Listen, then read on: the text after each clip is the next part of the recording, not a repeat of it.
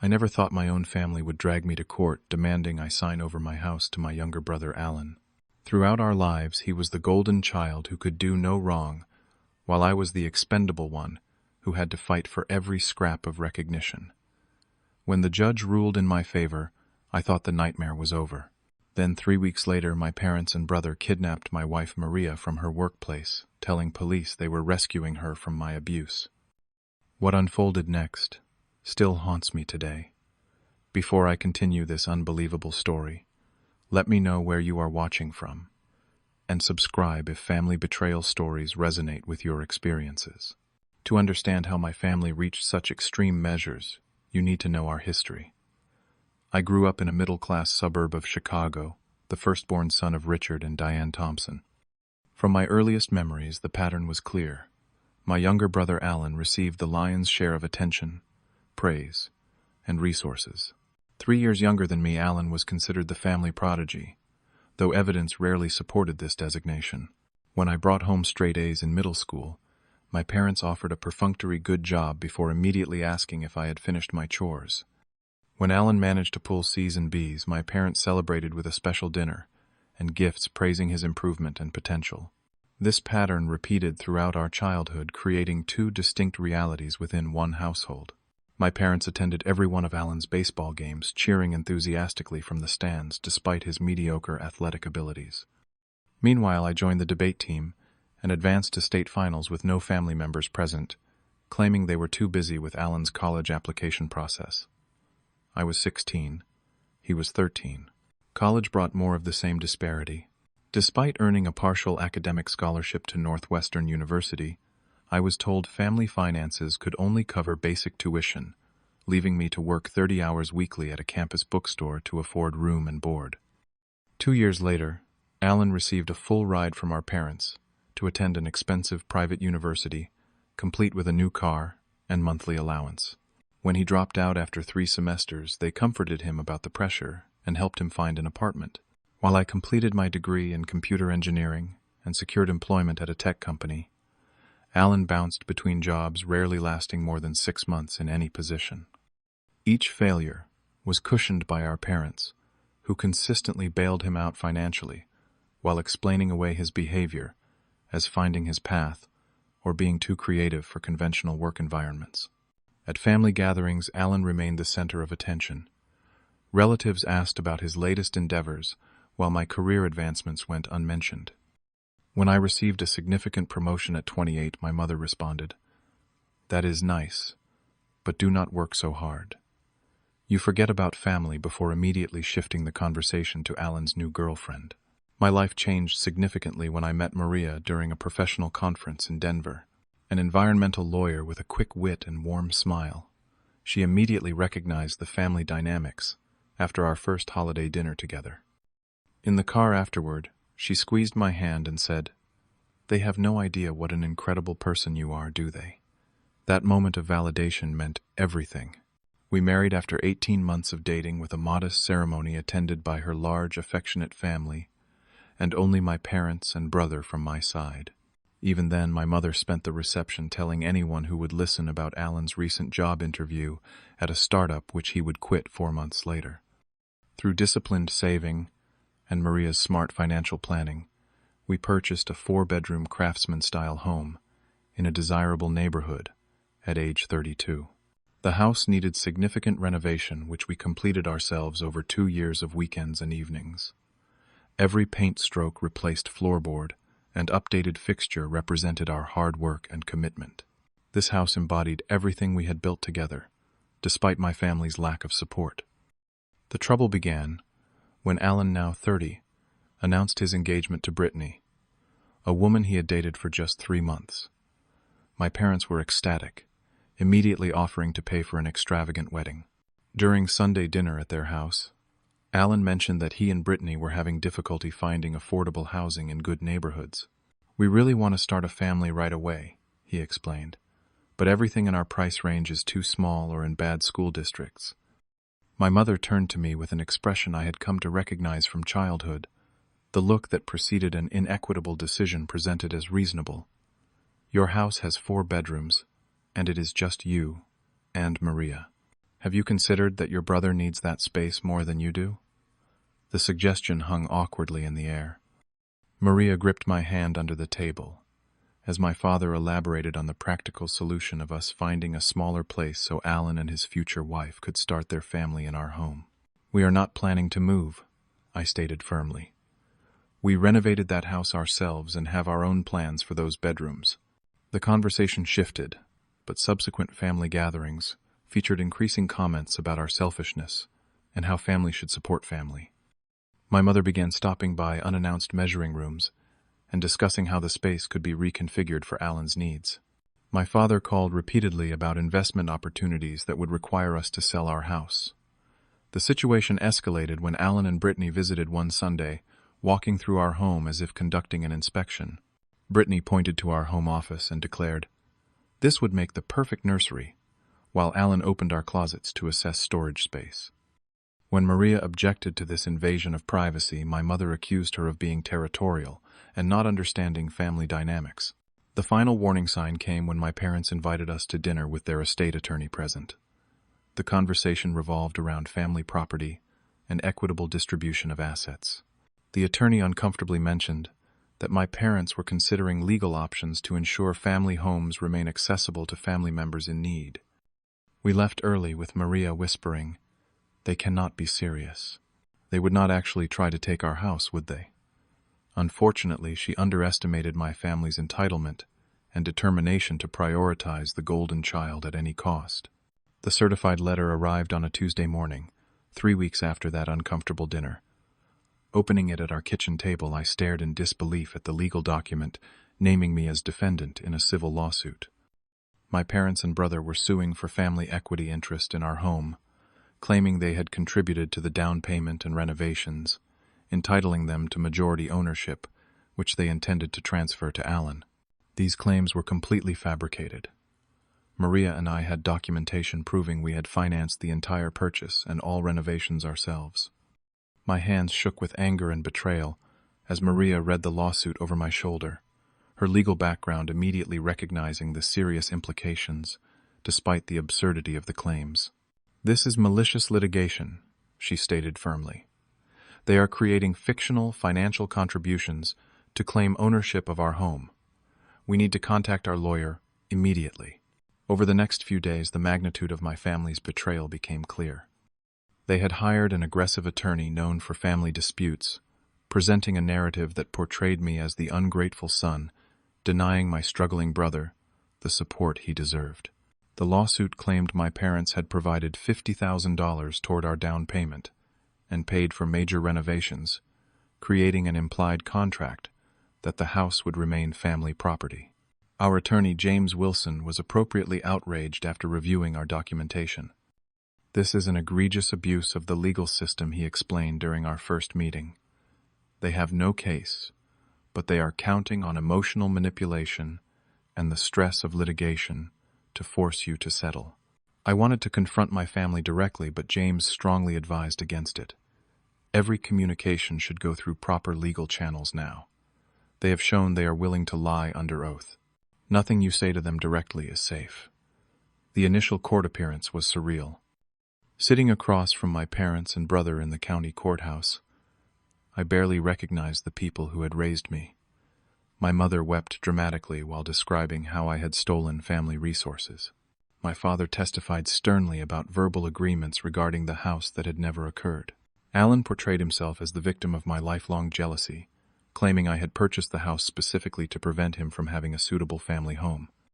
Their testimony was contradictory and easily disproven. We presented mortgage documents, bank statements, renovation receipts, and contractor testimonials, confirming we had financed everything ourselves. Our case was further strengthened by text messages from my mother, acknowledging our sole ownership just months earlier, directly contradicting her court testimony. Despite the weakness of their case, the lawsuit dragged on for 4 excruciating months. My parents expanded their claims, suddenly remembering additional financial contributions and verbal promises. They submitted photos of themselves visiting during renovations, implying their presence constituted labor contributions. The emotional toll was immense. I suffered insomnia and anxiety attacks, as the family I had sought approval from my entire life now publicly painted me as a thief and liar. Maria became the target of their resentment, with my mother filing an additional affidavit suggesting Maria had manipulated me against my family and engineered the house purchase to exclude Alan. As the legal process continued, my family's behavior outside the courtroom became increasingly concerning. My mother began calling Maria's law firm partners, suggesting Maria was experiencing mental health issues that affected her judgment. My father approached my employer, implying family problems might impact my work performance. Alan and Brittany drove past our house multiple times daily, sometimes parking across the street for hours. One particularly disturbing incident occurred when Maria found my mother inside our home after returning from work. Somehow obtaining a spare key we had never provided, my mother was measuring the master bedroom and taking photos. When confronted, she claimed she had every right to assess the property given her investment. We immediately changed all locks and installed security cameras. The most alarming pre-kidnapping incident happened when Maria was grocery shopping alone. My mother and Brittany approached her, attempting to convince her that I had always been troubled and that she should reconsider her loyalty to me. When Maria firmly rejected this manipulation, my mother grabbed her arm, causing a scene that ended only when store security intervened. After 5 months of legal battles, the judge finally issued his ruling, completely dismissing my family's claims as unsubstantiated by any credible evidence and approaching the threshold of perjury. He further ordered my parents to pay our legal fees, noting the frivolous and vexatious nature of the lawsuit. Rather than accepting defeat, my family's response was chilling. My father called once, saying only, "This is not over. You have no idea what you have done." My mother sent a lengthy email to Maria's entire family, claiming I was abusive and that Maria was trapped in a dangerous situation. Alan posted publicly on social media that he would rescue his family home from the people who stole it. We celebrated the legal victory, cautiously believing the worst was behind us, while taking precautions like security system upgrades and informing neighbors of potential trespassers. In retrospect, we severely underestimated how far my family would go to maintain their distorted reality and punishment of my perceived defiance. 3 weeks after the court ruling, Maria was scheduled to present at an environmental law conference downtown. She had prepared extensively for this career opportunity and left early that morning, planning to call me during her lunch break. When noon passed without contact, I thought little of it, assuming she was networking with colleagues. By 3 in the afternoon, mild concern prompted me to text her. No response.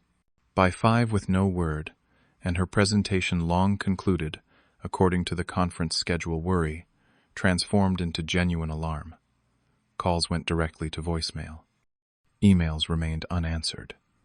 This behavior was completely uncharacteristic of my methodical, communicative wife. I called her colleague Anthony, who was also attending the conference. His confused response intensified my fear. Maria never showed up for her presentation, he explained. The organizers tried reaching her but could not. We assumed a personal emergency had come up. Panic rising. I drove to the conference center, finding no sign of Maria or her car in the parking structure where she had planned to park.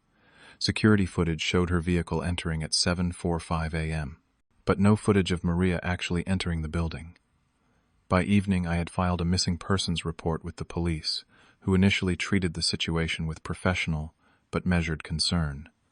Adults going temporarily unreachable was common enough that immediate alarm wasn't warranted in their experience. However, given the recent family conflict, the detective assigned to the case agreed to expedite certain investigative steps. At 9:30 p.m., my phone rang with a call from an unknown number. Answering desperately, I heard Maria's voice shaky and strange. "James, I am staying with your parents for a while. I need some space to think about our marriage." Before I could respond, the call ended. The brief conversation felt scripted, and unlike my wife, in both content and delivery. She had never expressed any marriage dissatisfaction, and seeking refuge with my estranged family made absolutely no sense. I immediately called the detective, who agreed the call warranted further investigation. A trace revealed it had come from my parents' lake house, a vacation property 2 hours north of the city. The detective advised me not to go there personally, but to let police handle the next steps. Hours later, local police conducted a welfare check at the lake house. My parents greeted officers cordially, explaining that Maria was indeed staying with them voluntarily after escaping from an abusive situation. They presented a handwritten note allegedly from Maria, stating she had fled for her safety and wished to remain with my family temporarily. When officers insisted on speaking with Maria directly, they found her heavily sedated in the guest bedroom. Despite her groggy state, she managed to whisper to one officer that she was being held against her will. This statement, contradicting my parents' narrative, gave police probable cause for further action.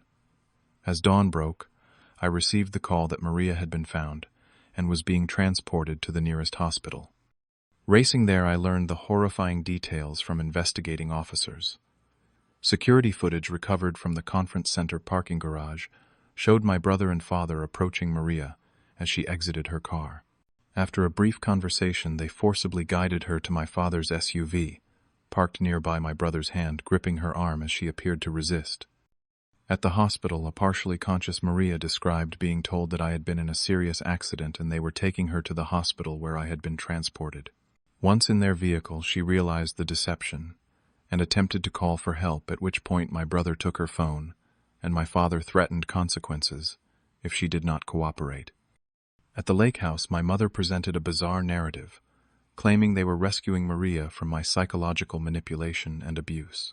They had given her medication to help her anxiety, which laboratory tests would later identify as a combination of sedatives from my mother's prescription. Their plan, pieced together from evidence and later confessions, was to keep Maria isolated until she accepted the truth about me and agreed to support their narrative regarding the house and other family matters. They had created elaborate documentation of my supposed abusive behavior, including edited text messages and staged photographs, which they intended to use for further legal action once they had secured Maria's cooperation. Most disturbing was the discovery of custody paperwork in my parents' home office, prepared, but not yet filed, seeking to have me declared mentally incompetent based on fabricated evidence. This would have placed my affairs under their control, including ownership of our house. Police found Maria's original conference presentation materials altered to include subtle cries for help, which my family planned to present as evidence she had been secretly communicating her distress to others. The kidnapping and subsequent discovery led to immediate arrests of my parents and brother on multiple felony charges.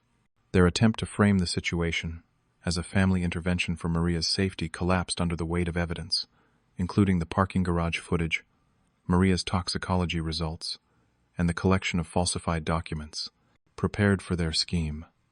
In the hospital, Maria recovered slowly from the sedatives, experiencing both physical aftereffects and psychological trauma from the betrayal and captivity. Holding her hand in the hospital room, I confronted the devastating reality that my family had been willing to destroy both our lives to maintain their distorted family narrative and ensure Alan's continued status as the entitled golden child.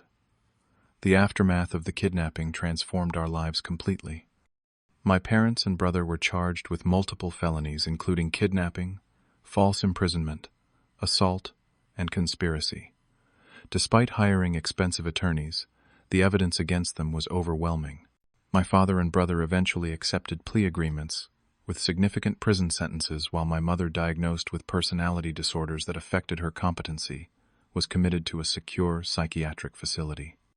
Brittany, Allen's fiancée, initially defended their actions before evidence revealed her knowledge of the kidnapping plan. Facing potential conspiracy charges herself, she eventually cooperated with prosecutors in exchange for probation. Their relationship did not survive his incarceration. For Maria and me, the physical danger had ended, but the psychological aftermath was just beginning. Maria experienced severe trauma symptoms, including nightmares, anxiety in public places, and hypervigilance. My own mental health deteriorated as I processed the ultimate betrayal by my family of origin, battling guilt for not having anticipated the extreme measures they would take. We both entered intensive therapy individually and as a couple.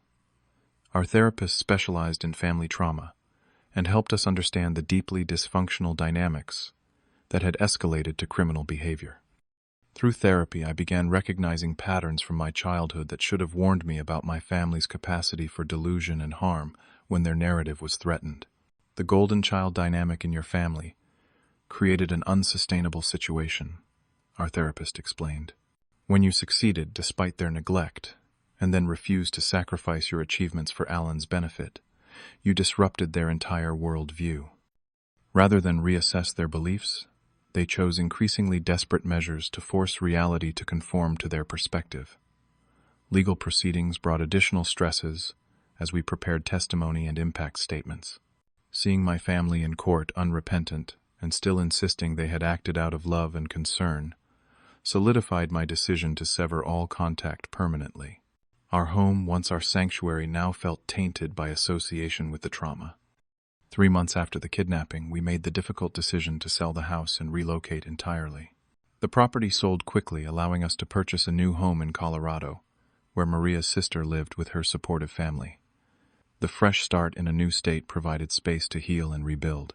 Maria transferred to her law firm's Denver office, eventually specializing in cases supporting victims of family abuse and exploitation. My tech skills transferred easily to a new company, where no one knew my history, allowing me to establish a professional identity, untainted by family drama.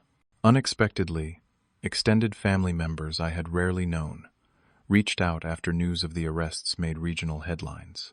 My father's sister Catherine contacted us with her own stories of family dysfunction spanning generations. "Your father and grandmother treated your uncle the same way they treated you," she explained. This golden child pattern goes back at least 3 generations. These connections help me understand that the dysfunction had never been about my personal worthiness, but about entrenched family patterns. This knowledge, while painful, liberated me from the lifelong quest for approval from people fundamentally incapable of providing it. Our new community became the family we chose, rather than the one we were born into. Maria's large, loving family embraced me completely. We built friendships with neighbors and colleagues who valued us for who we genuinely were, not where we fit in a predetermined hierarchy. 2 years after relocating, we welcomed our daughter Sophia into our healing family. Her birth represented our commitment to breaking generational patterns of favoritism and conditional love. We established clear boundaries around anyone who would interact with our child, ensuring she would grow up in an environment of consistent support and healthy attachment. The legal consequences for my family provided a measure of justice, but couldn't erase the damage done. Occasionally, I received communications from prison chaplains or therapists, working with my father or brother, suggesting reconciliation. I maintain my boundary of no contact, recognizing that their fundamental perspective remains unchanged despite the consequences of their actions. My mother, receiving treatment in a secured facility, sends birthday cards through her social worker that still reference Alan's needs and minimize the kidnapping as a misunderstanding. These communications confirm that genuine change remains elusive in a mind so committed to its distorted narrative. The greatest victory in this painful journey has been reclaiming my sense of self-worth, independent of family validation. After a lifetime of being the less favored child, I now recognize that their assessment had nothing to do with my actual value and everything to do with their own limitations. Maria has shown remarkable resilience, converting her traumatic experience into advocacy for others. "What happened to us was extreme," she often says when speaking to support groups, but the underlying dynamics of family entitlement and scapegoating are surprisingly common. Together we have built a life defined by mutual respect, genuine support, and healthy boundaries. While I would never have chosen the painful path that brought us here, I am grateful for the clarity it eventually provided about what family should truly mean. Have you ever experienced golden child dynamics in your family? How did you maintain boundaries with relatives who consistently overstepped? Share your experiences in the comments below. If this story resonated with you, please hit the subscribe button and like this video to support more content about family dynamics and healing from toxic relationships. Consider sharing with someone who might be struggling to establish healthy boundaries with manipulative family members. Thank you for listening to my journey, and remember that sometimes the family we create through chosen relationships proves more nurturing than the one we were born into.